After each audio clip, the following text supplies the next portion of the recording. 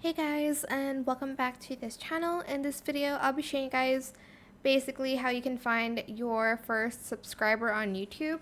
So if you go here and go to the YouTube studio, you can scroll down and see your recent subscribers. Select see all, and then make sure you select lifetime, not the last 7 days. So select lifetime, and then you're going to click on date subscribed here. And my first subscriber was Sydney. Wow. Thank you, Sydney, for the subscription. Thank you so much for subscribing, But that is it. I hope it was helpful for you guys. Don't forget to like, comment, share, and also subscribe to this channel if you haven't done that already.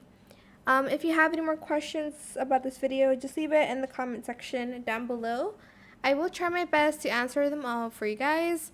And if you found this video helpful, please click that thanks button as well. That is it. Thank you so much for watching. Bye.